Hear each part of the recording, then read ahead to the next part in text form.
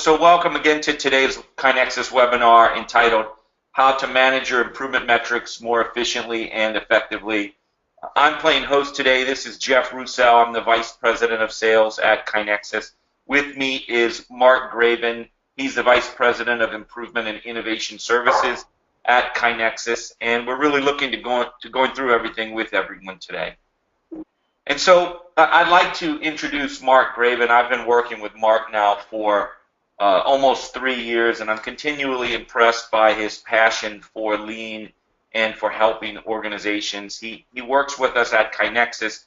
He's written a number of books and writes for leanblog.org, and is just one of the thought leaders in lean throughout healthcare and other industries. And so I'm thankful that Mark is with us today and is going to walk us through the topic. Okay, well, thanks, Jeff, and thank you, everybody, for being here today.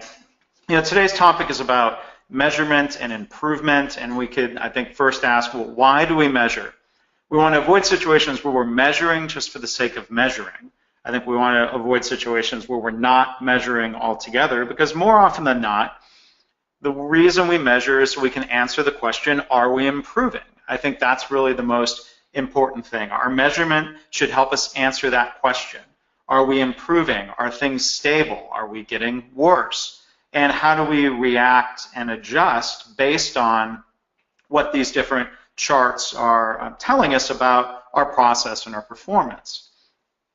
So when people ask me, what's your favorite book? My answer, I think, is often surprising. It's not a book about quote-unquote lean. It's not even a book by W. Edwards Deming. It's this book by Professor Don Wheeler. He was at University of Tennessee for a long time. He's been an independent consultant.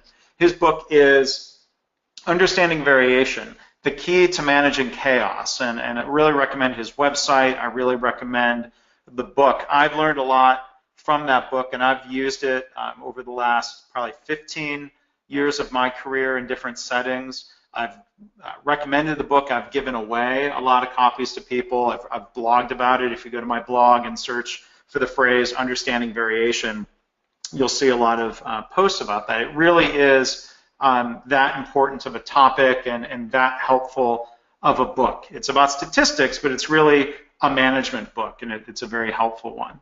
So we find ourselves asking, are we improving? We see organizations, here's a picture from a health system in San Antonio, that would practice what they call daily lean management, or some version of a phrase like that. We see a picture here, you have an executive at a board, you have team huddles, you have Gemba walks. Hopefully people, you don't see it pictured here, but they're tracking improvement ideas. And the other thing you generally see is the tracking of performance measures. Now, there are some things I've seen in my travels that are good practices. There are some things I think are maybe a bit problematic or not ideal. I'm going to talk about some of those things today and maybe share some suggestions for how to manage these metrics more effectively, more accurately, more efficiently to help in your improvement process, not to be the stickler about statistical geekery, if you will. Here's a picture from our friends at ThedaCare, one of their nurse managers showing one of their huddle boards. And you see different charts and graphs. And one of the things people are often asking, you see in the context here later, I'm going to talk about red and green charts. People are asking the question, how are we doing compared to our goal? How are we doing against a target? And that's a little bit different question than, are we improving? There's sort of two dimensions here. We could be improving, but not yet hitting our goal. We could be doing better than our goal, and we might be stable or getting worse in some way. So there are, I think, some finer points and more helpful ways we can look at performance data and key performance indicators and metrics other than just this binary red, green, good, bad approach. It's a very simplistic approach. It doesn't necessarily answer all of the questions that we might want to answer.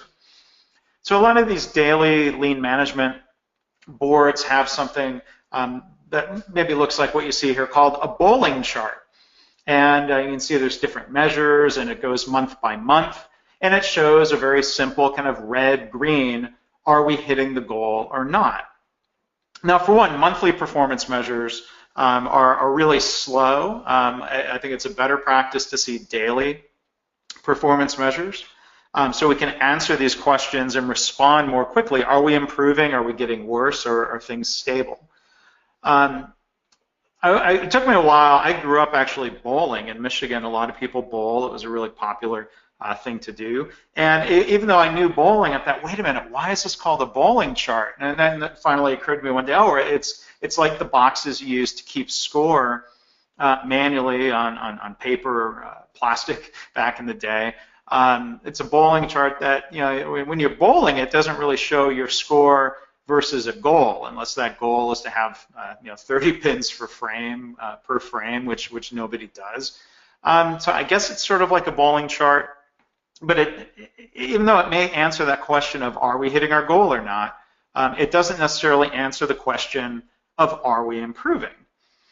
So similar to bowling charts, we often see something that looks like this. This is something when I first got into healthcare from a hospital. You can see it's labeled here, surgical dashboard. And Don Wheeler talks about this in his book about how it's hard to interpret just dense tables of numbers, whether we're looking at data over time like we see here, whether we're comparing this year versus last year. It's really hard to do. Humans are visual creatures, and numbers like this generally don't make it easy to see trends. And it kind of makes me laugh a little bit that this is called a quote-unquote dashboard. It's not really like the dashboard of our car. Here's a car I had a couple years ago. I think if we're going to make the parallel and call something a dashboard, we think about our car. It's limited information that maybe you need to make decisions. And sometimes dense tables of numbers are just overwhelming. We don't know which numbers are most important. I think a car dashboard is a good parallel to key performance indicators because the speed, how much fuel you have left, those are probably the most important immediate measures. I don't know if I necessarily need to know my RPM. Oil temperature, I guess, is only important if there's a problem. But that's, I think, maybe a better example of a dashboard. A lot of quote-unquote executive dashboards are more like a plane's cockpit or something really overwhelming. So if we think back to that surgical table of numbers, we'd say, is it easier to tell from this? I've taken the table there with the number of cases per month, and I've just done a simple run chart. Now I would look here, and we'll come back and revisit this later, to do a little bit more precise statistical analysis. But when I look at this, I'd say, well, it looks like, there's fluctuation, there's variation. It goes up, it goes down, not too surprising. Maybe the variation is increasing over some of the later months, which we can see through the use of statistical methods called control charts, which is one of the key things that's taught in Don Wheeler's book, and one of the things I'll get back to later in the presentation. So I think one of the key points here is that I far prefer to see run charts over dense tables of numbers. Here's a picture from a hospital lab that I worked with, and we converted them from monthly metrics that were mostly in dense tables of numbers to a handful of key performance indicators. Now there's basically here on this board 3 sets of metrics, one for each shift. We can see we did line charts, run charts. They did some comparison of red, yellow, green, which I'll come back to later. It's not necessarily bad, but it sometimes gets people thrown a little bit off track depending on where those goals are set. When I taught this lab, the most important thing is to look at trends. Again, not just the binary yes, no, are we hitting goal or not, but to answer that question, are we improving, are we stable, are we getting worse, and how do we know? And charts like this make that a lot easier to do. Now we have KaiNexus customers who track performance measures right within the KaiNexus software. So whether you're doing this on paper, in Excel, in some sort of statistical software, or KaiNexus, these same principles I'm going to talk about today apply. How do we analyze charts? How do we react and make decisions accordingly? Because again, it all really comes back to this question, are we improving? So one lesson that comes from Don Wheeler and others is this idea that we want to make sure that we draw the right conclusions from charts and data. We don't want to present data in a way that's misleading. We don't want to accidentally draw the wrong conclusion and have that point us in the wrong direction in terms of what we're investigating, what we're problem solving, what we're improving. But this is some data. This was from a consulting case study I read once about, I forget if it was Lean or Lean and Six Sigma together. But they said fairly definitively in the write-up, the average patient satisfaction increased from 87.2 to 89%. Sometimes data like this gets displayed in a graph that looks like this, a column chart, and you think, oh, look at that, big improvement. Until then you look at the scale on the y-axis and you say, well, maybe that's a little bit misleading. When we make the scale from 0 to 100%, you look and say, well, that's not really that big of an improvement. When you know about variation and you start thinking like, well, I wonder is that really better in a statistically significant way? So again, they're drawing this conclusion that it increased, it improved. In this case study, they showed a chart. There's been a little bit of statistical analysis here. We see N values and we see data, and the chart was politely labeled. And look at it and say, well, on the left-hand side, and I think this is where their project and intervention took place, it was 87.2. But then they've kind of conveniently chosen the highest data point in September of 09 of 89.2%. Like, well, they've drawn this conclusion that says it has increased. Now, they also politely drew in the average, this red line of 88.7, and I would look at this statistically and say, well, I wonder if that's just fluctuating around a mean. Is this a stable process as opposed to something that's improved? Do we have stable performance? And statistics can help us answer that question. But back to the point of needing to avoid bad conclusions. What would happen if they had only presented data that went from November 2008 to June 2009? They might have been forced to draw the conclusion of, well, did patient satisfaction decrease from 87.2 to 85? You know, that's the problem with kind of choosing, or sometimes people cherry pick two numbers and compare instead of looking at a larger set of data and a run chart or a line chart or a control chart, which again I'll talk about later. So we want to ask the question and answer the question, are we improving? Now here's a little bit different set of data, patient satisfaction scores over time. One of the things that I would suggest people try to avoid, or at least be careful with, along the lines of not drawing the wrong conclusions about our data and our performance, is that Microsoft Excel makes it really easy to add linear trend lines to a chart. So you don't even need to go into Minitab or statistical software. You can literally just right-click on your chart and it says Add Trend Line. So we have to be careful about linear trend lines being misleading. So in my data set here, going from November 13 to June 15th, I've put in this red line. There's the linear trend line. The linear trend line suggests, look, it's going up. Things are improving. Things are getting better.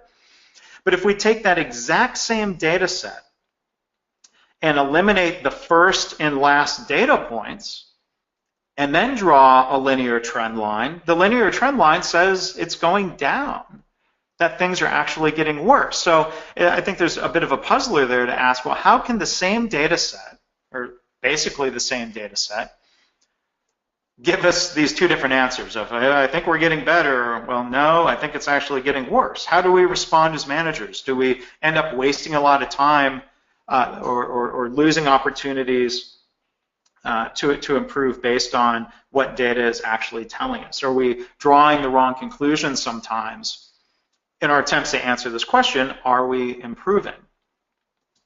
So, okay, well, how can we tell? If dense tables of numbers, simple comparisons against goals, or even linear trend lines can be misleading, we have other methods that are not much more difficult to use, but are far more accurate and far more effective in helping us draw conclusions about our performance. So we ask, how can we tell if we're improving? And we can also ask, how should we react?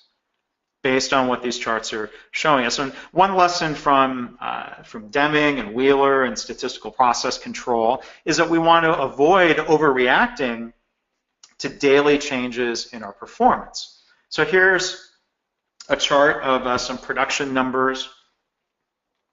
And let's say the organization has a goal. That goal is, it looks like 42 per day. So our production increases from 30-something to almost 40. We might then, as a leader, praise the team and say, well, look, you did better than the day before. Good for you. Give people kind of pats on the back, praise the team. We haven't hit the goal yet, but it's trending upward. It's looking better. And then as time marches on, performance drops a little bit. So you might be tempted to kind of kick people in the butt a little bit. You may give them a pep talk and say, well, hey, I know I told you things are going in the right direction, but don't slack off. Things have gotten worse. And then after that pep talk, things start increasing, and we actually start exceeding the goal. So the leader might be tempted to praise the team, another pat on the back, a way to go, and then things drop, and they drop again. You go through the cycle, you give people a little bit of a kick in the butt, and now it's just starting to reinforce the management mindset was says, well, when I praise people, they slack off and performance gets worse, so I better stop praising people, if that seems like the cause and effect. And it also reinforces the idea of, well, when I kick people in the butt verbally, performance gets better. So I praise them again, and then, performance gets worse, and then hopefully I learn my lesson. But these cycles like this of overreacting to every up and down can be kind of demoralizing. It can be frustrating. It can waste a lot of time. I was at a conference the other day or a couple of months ago where someone was literally kind of almost running out of the room, and he said, like, I got a call from my boss. I have to explain this bad number from last month. And I think, well, that bad number from last month could be just part of natural fluctuation in the data. There might not really be any great explanation there. So back to this chart from the lab, we have these charts on the wall, and they were doing daily huddles. And I was trying to teach the idea of not reacting to all the fluctuation, that performance is driven by the system, especially if it's stable performance. We have a consistent system. We're going to have consistent performance. There's going to be some fluctuation. And so after a couple of weeks of this, one of the team members, when I was back in to do some coaching, kind of pulled me aside and said, well, when we have a good day, they pat us on the back and they say, way to go, when it's above average or if it's a little bit better.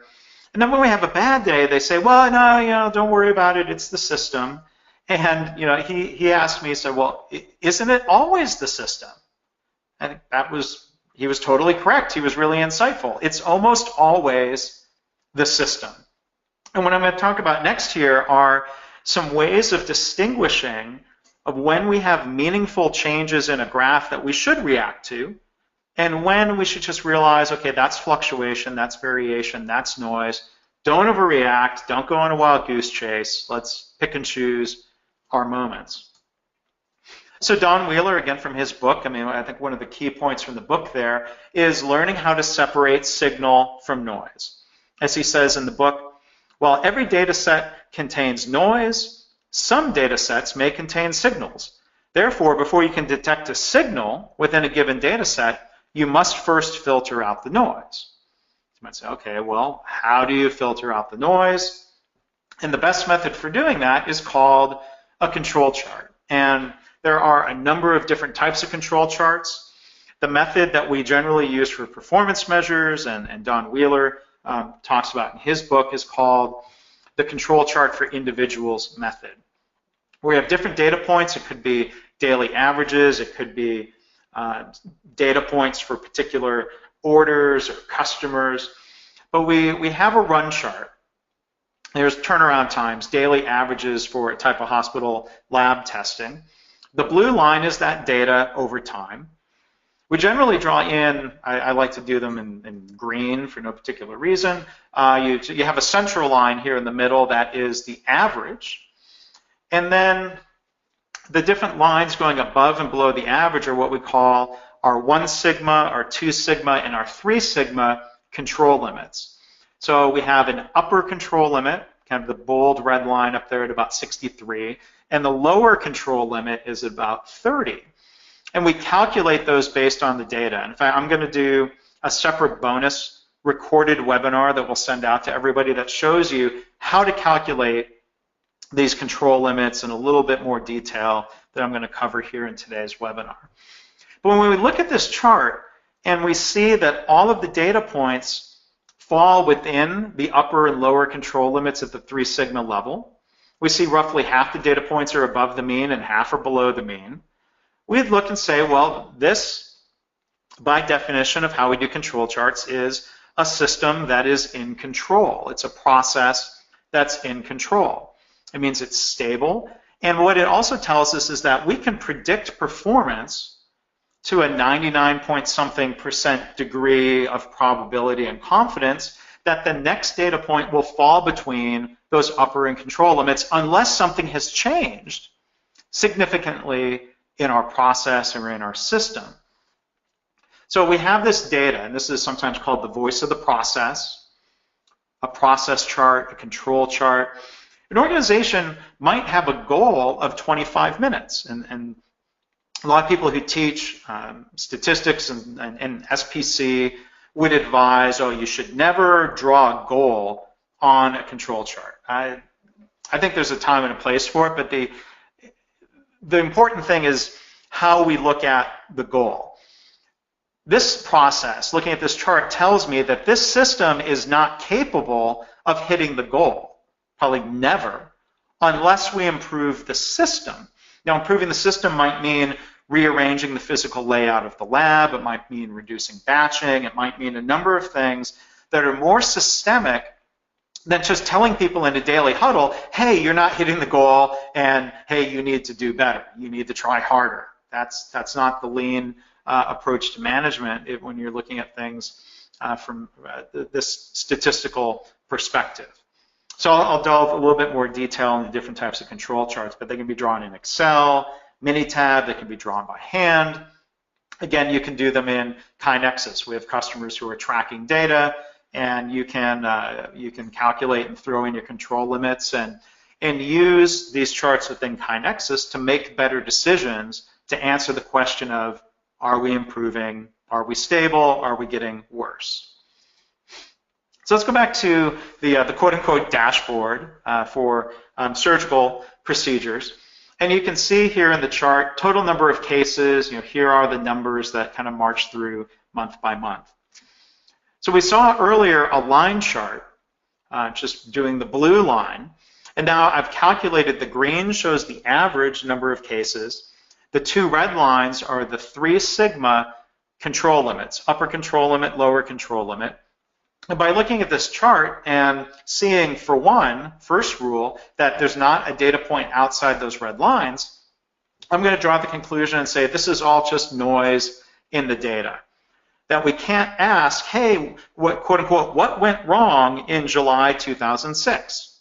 That's part of apparently the same system that produced higher performance in June and back in March 2006. So when we have noise in the system, it can be counterproductive, it can frustrate people, it can waste time when we're asking, hey, what happened last month? Explain what happened yesterday.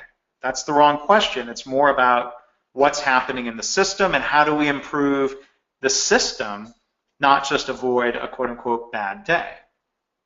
If we go back to this patient satisfaction data where it went up from 87.2 to 89%.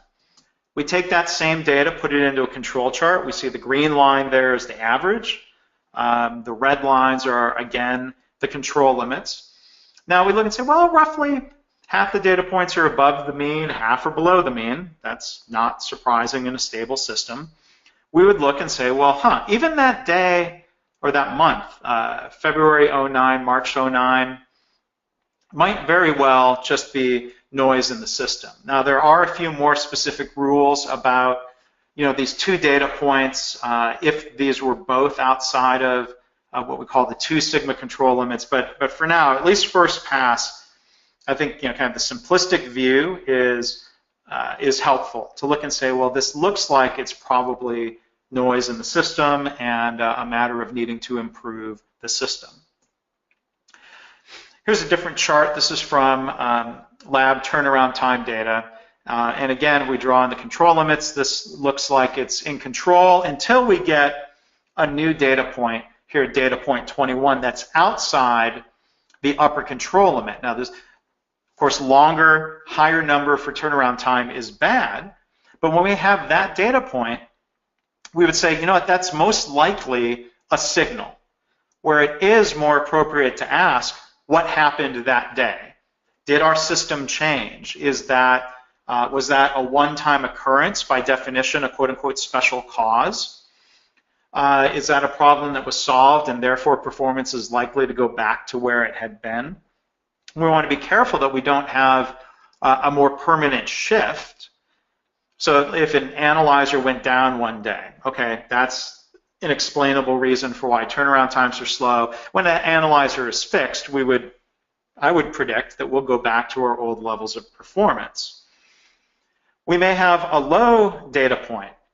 In this case, something better than the lower control limit, also better than the goal. But what we want to react to, this is a signal, it's not just, oh, we did better than our goal. It's to say, well, this better level of performance is not likely to be chance. That's what control charts tell us, that this is likely a meaningful signal where, again, we can ask from a more positive sense, hey, what happened that day? To see if there was a change in the way the work was done, so we can hopefully duplicate and replicate that change and make it the new system, which is hopefully going to provide better sustained levels of performance over time. So we look at the data, and these charts I've been showing you are what we call the X charts, or the individuals control charts. I think I'll delve into this in the bonus webinar. The full method actually combines two charts, or what we call an X and MR chart. So the MR is the moving range, the variation from point to point in the system. So that's what we've charted down here below. There's a slightly different method for calculating the upper control limit.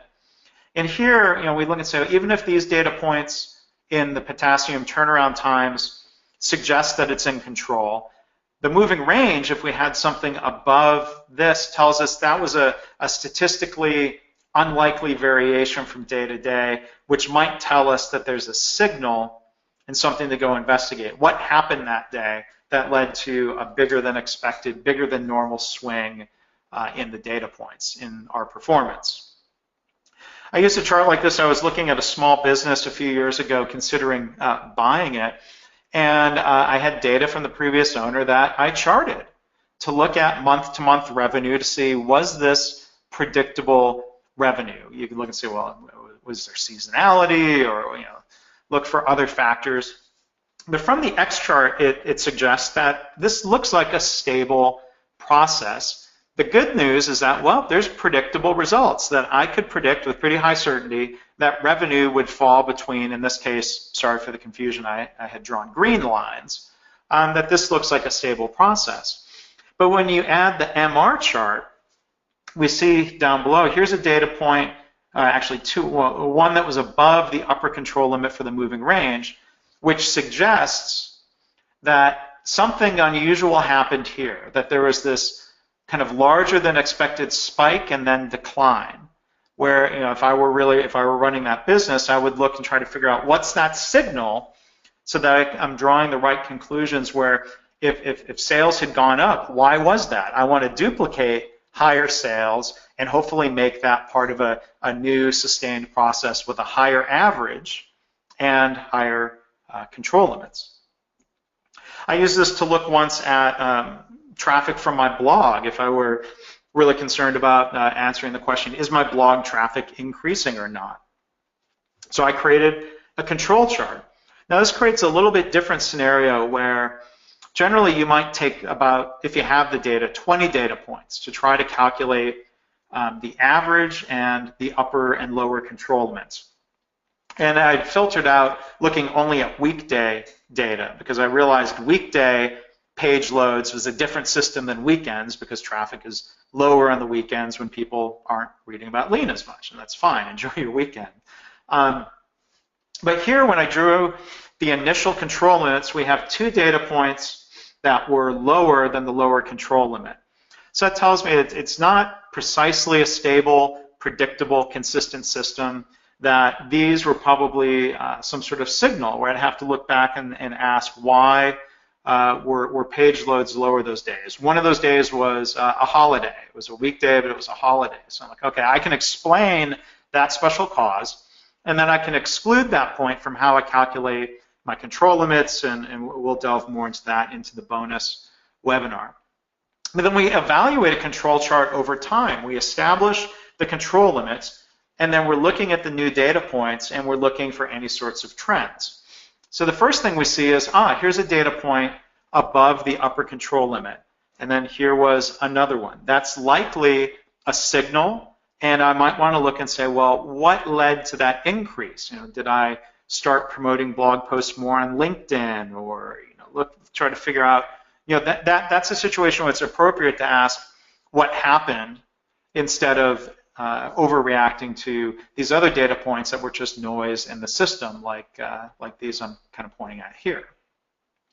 So we evaluate over time using what's called Western Electric rules, old history of the Western Electric Company, Walter Shewhart, W. Edwards Deming. So the most basic of the Western Electric rules that we use to evaluate charts are on this slide. The first says if we have any single data point above or below the 3 sigma control limits, that's a signal. We might ask, what happened? What can we learn? How do we respond? But then we also look at things that are unlikely to be driven by chance. So having 8 consecutive points above or below the mean is, again, very statistically unlikely in a stable system. If we ever see that in a chart, that's a signal. We want to ask, what happened? If we see 6 consecutive points going up all in a row or going down all in a row, again, statistically unlikely, that's probably a signal. We want to ask why. And then if we also have 14 points in a row that go up, down, up, down, up, down, up, down, et cetera, that's statistically unlikely. We may have somebody kind of distorting the system in some way. We want to look and understand why we're getting that performance that's statistically unlikely and suggests that we don't have a stable, predictable system. And if you want to see the full set of those Western Electric rules, you can see a URL that you can go to. But one of the key things about these Western Electric rules is, we're looking for signals. And there's 2 types of errors that we could make. We could miss a signal that's actually there, or we could have a signal that's a false positive. So the details of why these upper and lower control limits are calculated to where they are is based on finding a balance of minimizing false positives. So the rule of thumb with this method is you would expect a false positive once out of about every almost 400 data points. So we're minimizing the false positives. But when the chart tells us we think there's a signal, there's that small probability that it's actually due to chance, that it's noise. So if we go back to my blog data chart, what I've put in the orange box here shows a significant run of more than 8 consecutive data points above the old average. So what we would do in a situation like this is actually shift the control limits. We have a new system, and you see how the green line goes up. Now we have data that's fluctuating around that higher mean, and both of the control limits now are higher because, again, those are kind of equally balanced around the mean. And it looks like those control limits are a bit narrower, which tells me that maybe the variation in blog traffic had decreased for some reason. I might not ever know why. But again, we might have a situation here where we have that single data point that's above the upper control limit, which tells us even within this new system that this is a signal that says, hey, maybe something changed. Because this is a signal in the good direction, I want to look and figure out why so I can capture that whatever happened and hopefully make that part of a new process. So let's go back and look at some other data from different situations. Here's some hospital lab turnaround time data. So we have a control limit, between about 5 and 32 minutes. So by calculating these, and again, I'll cover that in the bonus webinar of how to calculate that mathematically. It's not difficult. There's just some certain factors you have to use. We look and say, well, this looks like it's an in-control system. I could predict that the next day, average turnaround time is going to be anywhere between about 5 and 32 minutes. But what we can also do, though, is use this as a way of testing our hypothesis of, we think we've improved the system. We can use the control chart to better evaluate that hypothesis instead of using, let's say, linear trend lines or a simple comparison of 2 data points. So if we're evaluating over time, we say, oh, well, gosh, that first data point in the new system, it's actually higher. But we want to not overreact to that. Again, it could just be noise. It could be a learning curve of putting a new process into place. And then we see a data point that's lower. Then we see some other data points and some other data points. And now we see 1, 2, 3, 4, 5, 6, 7, 8, more than 8 that are below the old average. I could look at this and say, well, this looks like a statistically significant shift in the process. That my hypothesis, I think, turns out to be proven, that we made a change. And look, it's not just that we had one good data point. We've got an extended string of data points that are better than the old average. And now we can calculate this new average and look and see how this chart and this process performs over time. So we can say we, with very high statistical confidence, reduce the average daily turnaround time from about, let's say, 18.5 minutes down to about 13 minutes. And I think there's more statistical validity to this. But the other thing to keep in mind is if we're just tracking the chart over time and we did not intentionally make a change, when we see a signal like this, we need to go back and investigate and see if we can figure out what changed in our system. So again, there's 2 ways of using the control chart approach. One is to test a hypothesis. We made a change, therefore we expect improvement. Or kind of more reactively say, oh gosh, something must have happened, let's go and figure out why. And in this example, I didn't do this. I would have also recalculated new upper and control limits just to try to make sure that that's perfectly clear. Okay, so the last point I want to look at and talk about before we go into Q&A in a few minutes is back to this question of, are we hitting our goals? Now, having goals can be really important. Let's say if you're looking at, for hospital patients who arrive to the emergency department with chest pain and they might be having a heart attack, the national standard, which I believe is still 45 minutes for what they call door-to-balloon time, from arrival to getting a blockage cleared in your heart, that 45-minute goal is incredibly meaningful in terms of survival and outcomes. So I'm not saying to ignore goals and that goals aren't important. But what I'm suggesting is that there's 2 separate questions here. Are we improving? Are we hitting our goals? So that 45-minute goal for door-to-balloon time, I think, is has a high level of science and validity behind it. What we have to be careful about is a lot of times in management, we set what are basically arbitrary goals. And those arbitrary goals might not be real meaningful. It may lead to a lot of wild goose chase activity within the organization. So here's a chart, and this is from an organization that you might say has been practicing lean. They're doing daily management. They've got boards. They're doing huddles. Here's a chart. So I would look and say, well, okay, they're drawing it by hand. They're drawing a run chart. Like personally, I could do without the little arrows. I would just draw lines, straight lines from data point to data point, because we can see visually if it's going up or down without the arrow. But what they've done here, instead of looking at this statistically to ask, are we improving, they're just asking the question of how are we doing against our goals. So the red-green, and I've drawn in the green line to kind of emphasize, that's what they've established for whatever reason as a goal. You can see the manager, whoever is writing on this chart, is giving people smiley faces for hitting 100% performance. And I think what's implied is that there's frowny faces when you're in the red or when you're not at 100%. But again, this is a little bit of that, I think, praise the team, kick butt pattern of, okay, well, some data points are good, and you know what? Some of them are not as good. So when we look at more of a system view and we calculate an average, here's a situation where that goal line is really close to the average. So taking what we know about statistical process control, we're going to expect, if this is a stable system, about half our points will be above average, half will be below, and in this system, half of them roughly are going to hit goal and half of them won't. Those pats on the back or the pep talks might not do anything to improve the system if we're just being reactive. And again, asking what went wrong yesterday, what was good yesterday, might be the wrong questions to be asking. So when we look at a control chart, we draw a lower control limit. Here it's a special case because we can't go above 100.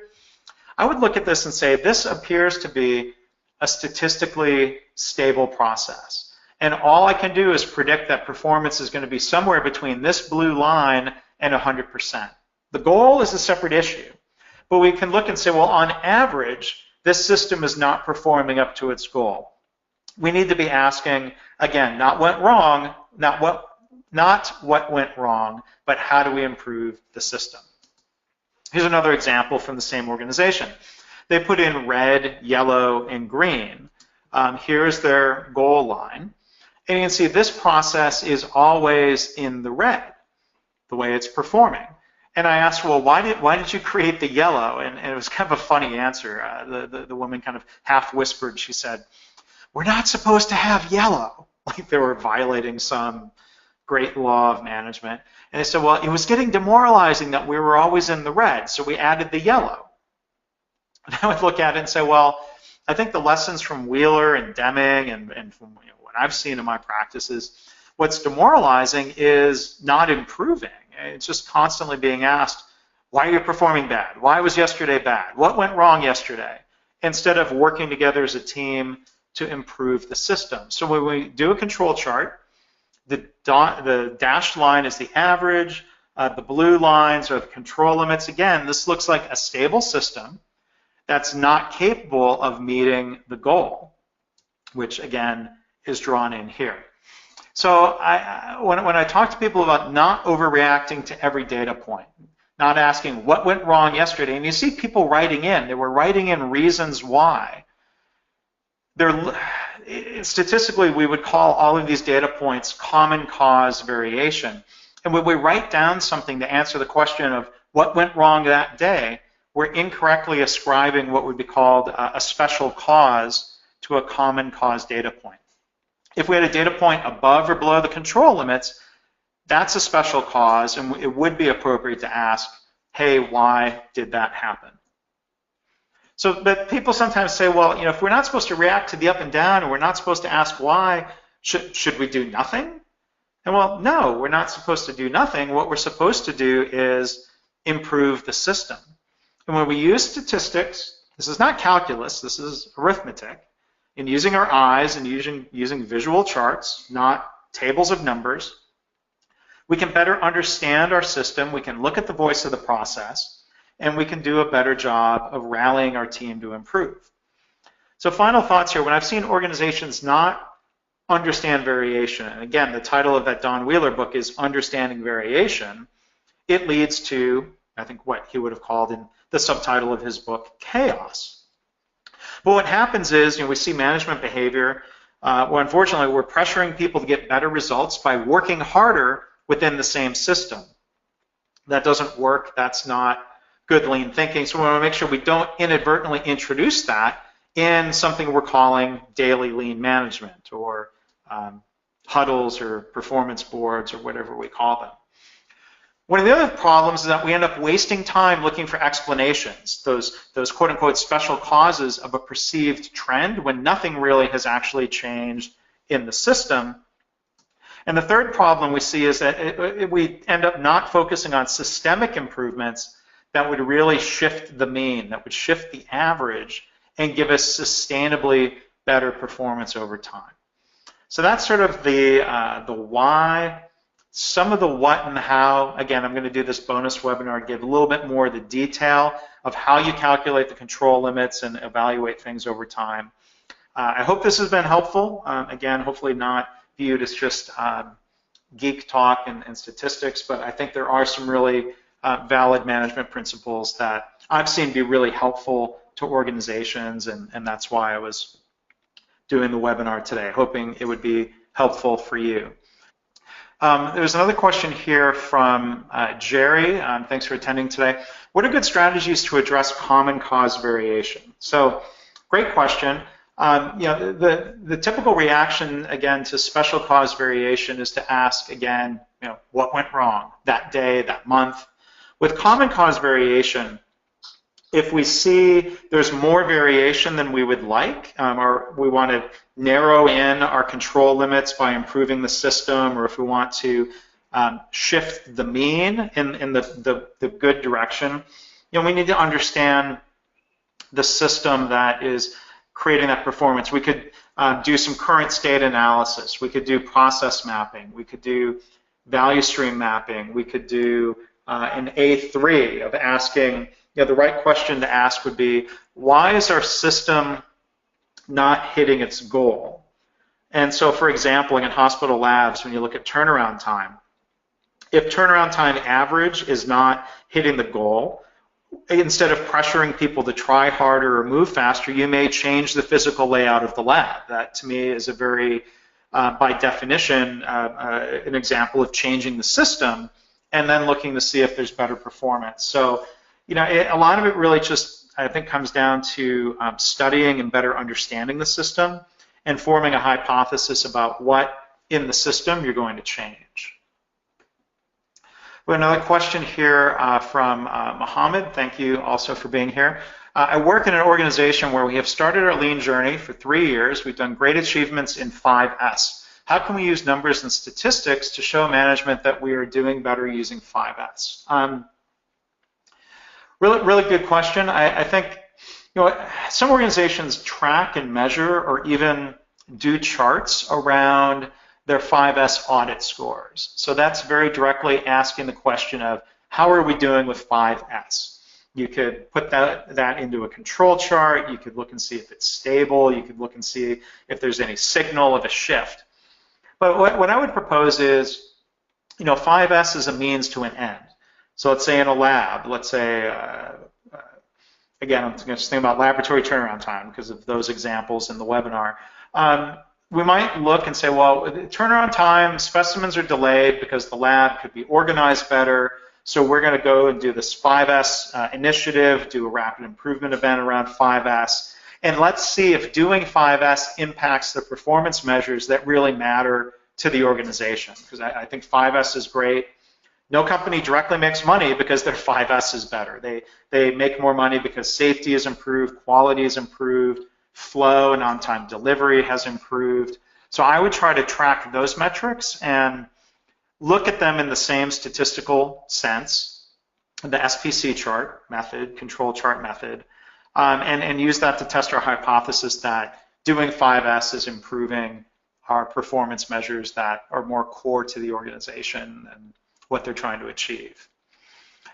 Here's a question from Bruce. Would you have thoughts on how to explain the difference between confidence, degree of belief that a change is an improvement in a control chart, and confidence intervals used in statistical significance testing? I think conceptually it's similar.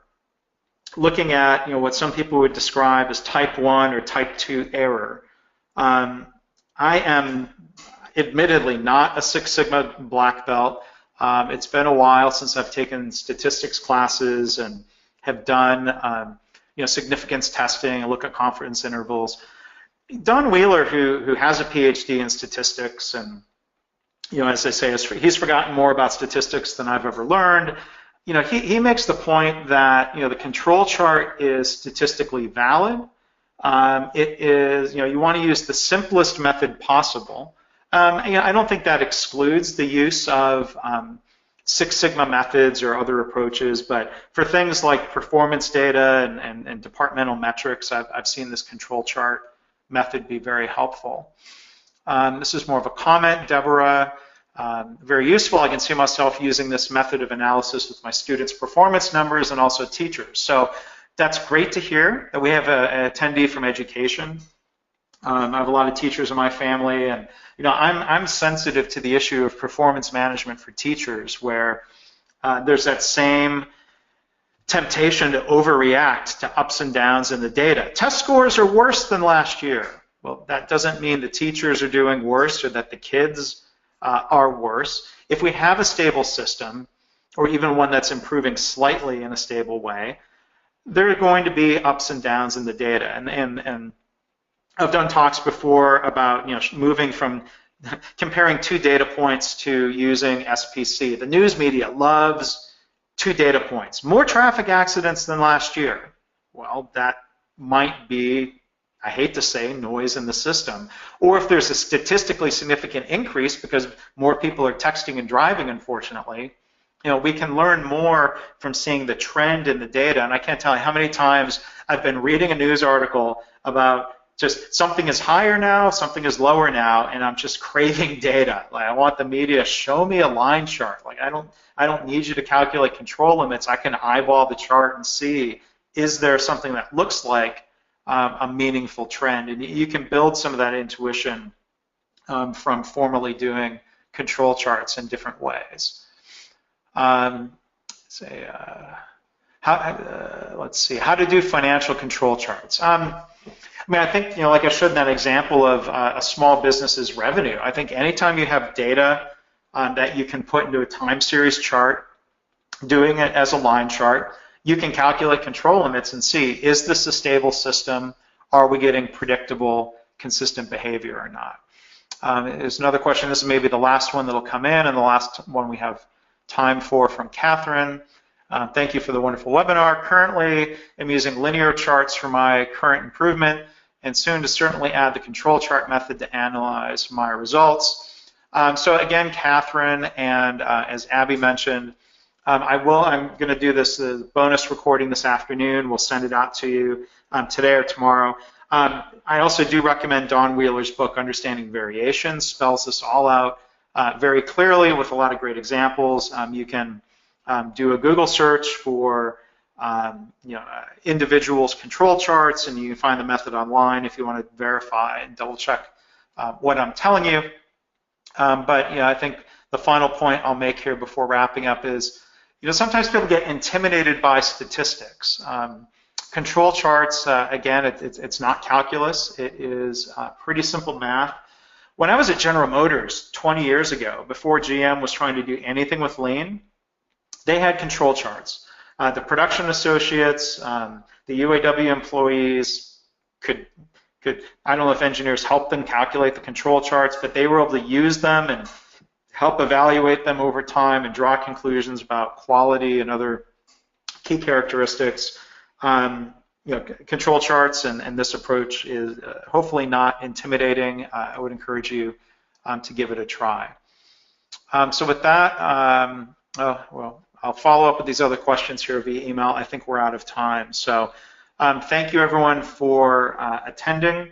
On behalf, I'll go ahead and just wrap it up, Jeff. On behalf of our VP of Sales, Jeff Roussel, this has been Mark Graban from KaiNexus. Thank you for joining us today.